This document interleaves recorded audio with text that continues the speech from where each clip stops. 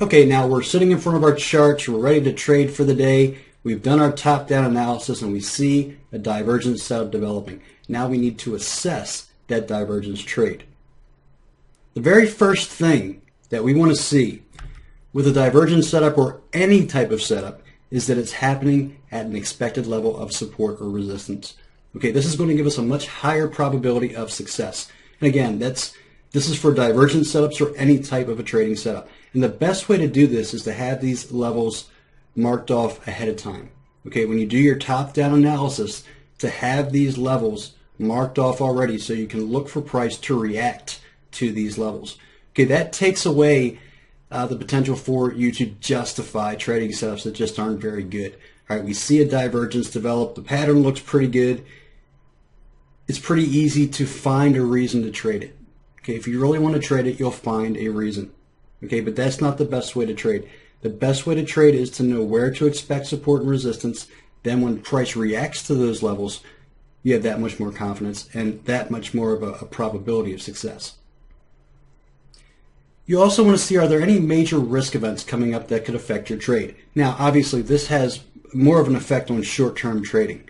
Or if you're trading longer term and you're looking at, longer term setups, it's not going to have as much of an effect. But if you're trading shorter term setups, then you obviously want to look at your economic calendar, see what's coming out for that day, any micro events, macro events. Check the news on the TV, make sure there's no geopolitical events taking place that could create a really volatile market and could affect your trade. All right, so you just want to consider those risk factors. Has price had a strong run prior to the divergence developing? Folks, divergence that happens in a sideways market is just not very effective. Okay, so you want to see divergence that occurs after a strong run, and the best are after the market extends into a strong level of support and resistance, and then we see that divergence, then we see the strong price reaction. Those are the best divergence setups you're going to find. Okay, is the price reaction after the divergence, like we just talked about, is it sharp or sideways? So is it more of an impulsive look, or is it kind of slowly pulling down, maybe correcting pretty deep and then making another another cycle low? And we'll show this a little bit more on a price chart here, but the best divergence setups are the ones that have sharp price reactions after the divergence. All right, so you had the divergence and then bam, price just makes a beeline to test that support or resistance. Those are the best setups. Okay, price patterns will take their time, maybe move into a three-wave corrective cycle before even testing the high or the low. Those are not as good. Okay, the probability is not as high. They can still work out. They can still work out. And the exception to that rule is if we get an extension. Okay, and we'll talk about that as well. Okay, then once you've determined all of these factors, finally you want to see, is there a good reward to risk ratio for the trade? Okay, are there any major levels of support or resistance that could affect your profit target? Okay, so let's go ahead and have a look at some price charts here, and specifically right now I want to go ahead and look at, I think we all understand how to look for support and resistance.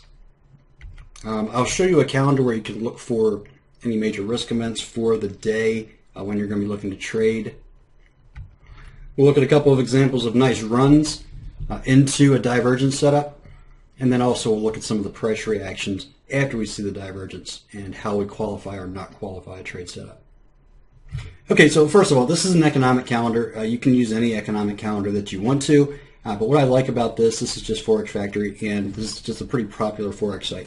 It has a calendar on the front page, and you can see here these color-coded, these little folders right here just show you high risk, medium risk events. Now you can also mess with the calendar over here, mess with the filter, and you can put low impact expected releases here as well, and they'll be in yellow. I just remove those because I don't really worry about those too much. I'm only concerned with the medium and high risk events that could create some volatility here in the market. Okay, so I know if I'm trading, around 8:30 Eastern time, that I have the unemployment claims coming out of the U.S. So if I'm trading on a intraday level, if I'm trading 5-minute or 15-minute charts, I don't want to enter right when this data release is coming out. If you're already in a trade, that's fine. I leave it open. I don't worry about that so much. But I don't want to enter into the market based on this data release. Okay, but even more importantly, see this right here, like the monetary policy statement, and we also have a Bank of Japan press conference. You know, I'm really not going to want to trade a short-term trade during this type of a deal, during a monetary policy statement, during any kind of interest rate statements. And just to kind of give you an idea, here of this is something that happened yesterday, and just let me get my chart down here. You see this right here, this candle right here? This was when the Fed meeting minutes came out. So this is when the detailed minutes of the most recent Fed meeting were released. And what happened was, you could see here, the market rallied really strong. Right up here, rallied really strong towards this resistance.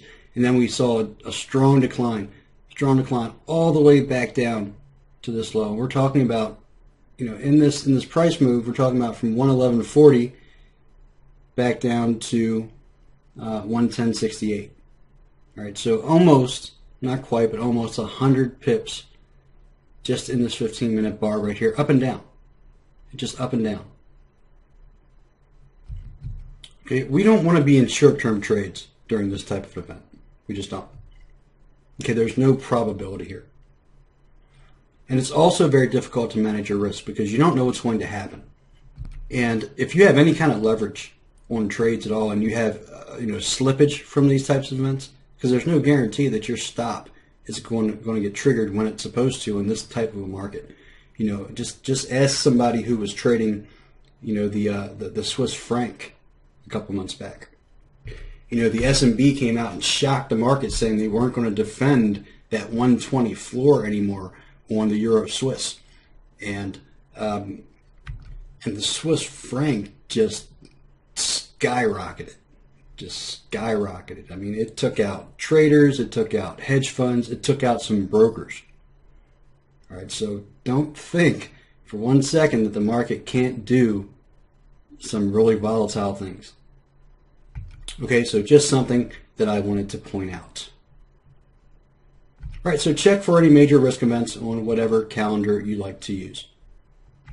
Has the market had a strong run? Let's go ahead and look at this. We have price coming into a resistance level. And what do we see here? We have a divergence.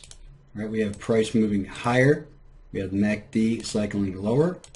Let me just go ahead and give us a little more room to work with here on this.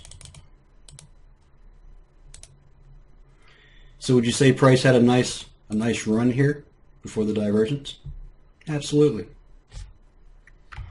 Nice run up in price, testing a previous resistance level. It's a figure right here. See, 100 figure. You think that's a key psychological level? 100? Absolutely. Price moving higher, MACD swinging lower. And then this is what we're talking about here as far as the sharp price run. Okay, so this is a very sharp price move right here. Very sharp price move. And that's something we want to see, is this sharp price move. This right here is a perfect example of a divergence setup. I mean, just picture perfect. You have price made a nice run into a figure, a key psychological figure at that. Previous price resistance, real sharp decline. Okay, then a three-wave corrective setback. It looks like right to the 62% Fibonacci retracement, or close.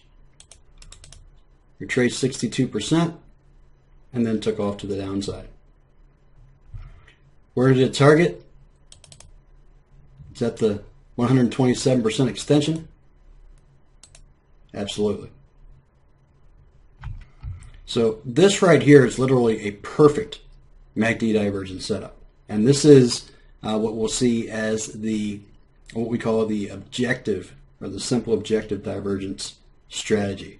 And this is the same exact pattern we're going to look for. Here's another example of divergence.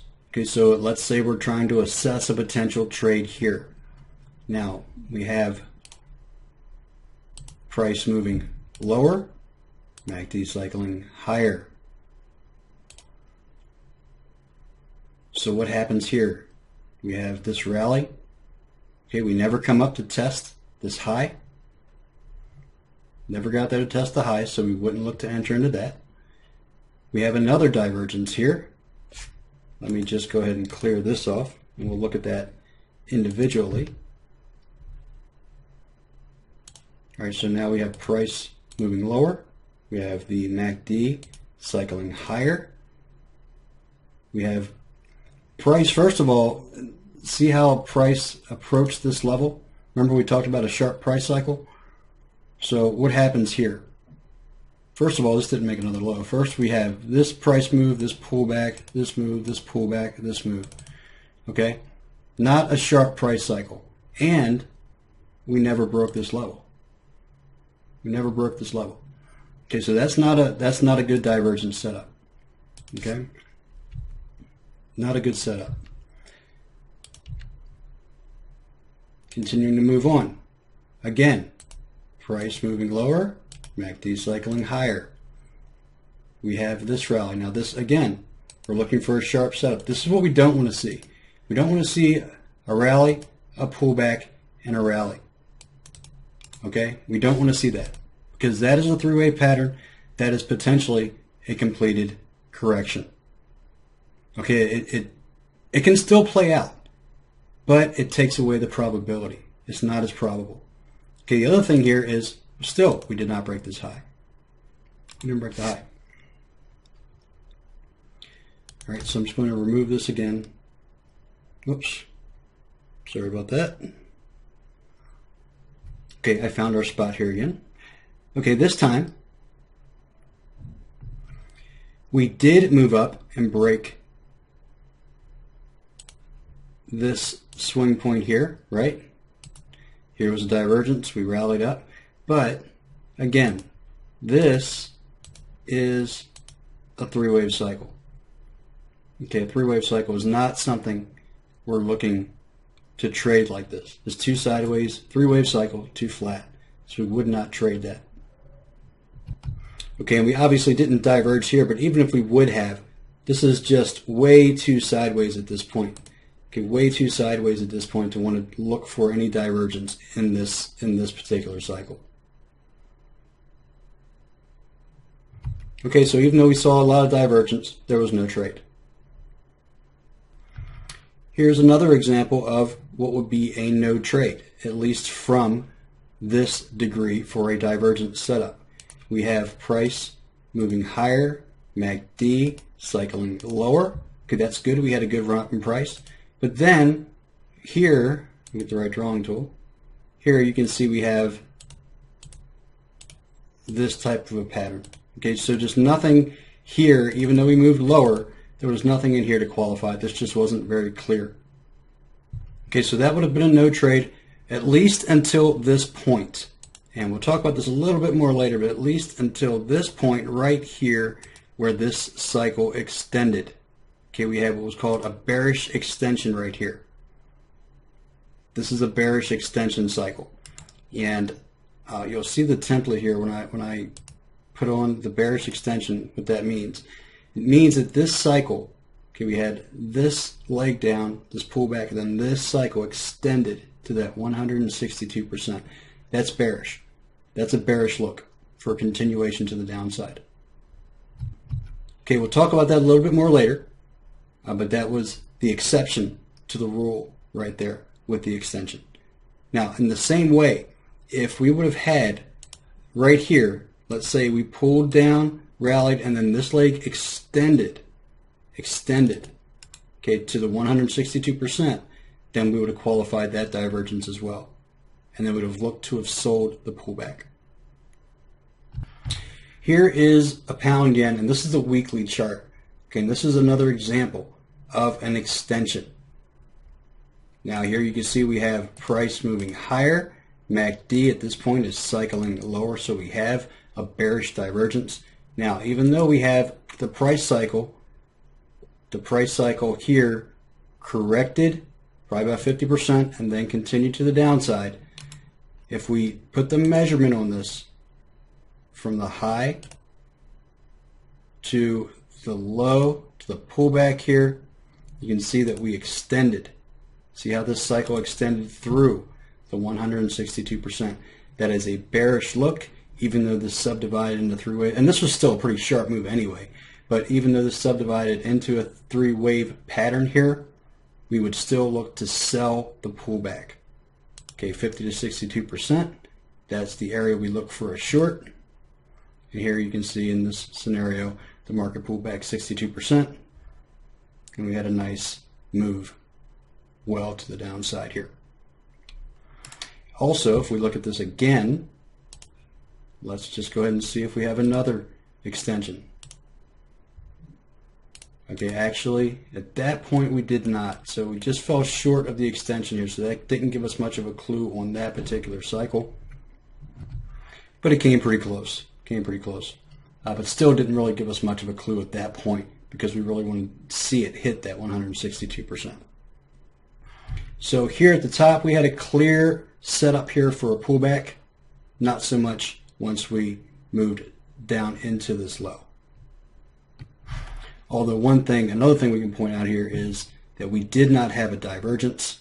Because what we talked about earlier, we did not have a divergence between the swings, and we were below the zero line here, both of which is bearish in this circumstance. Okay, so that's how we assess the potential divergence trades. Let's move on to our next section.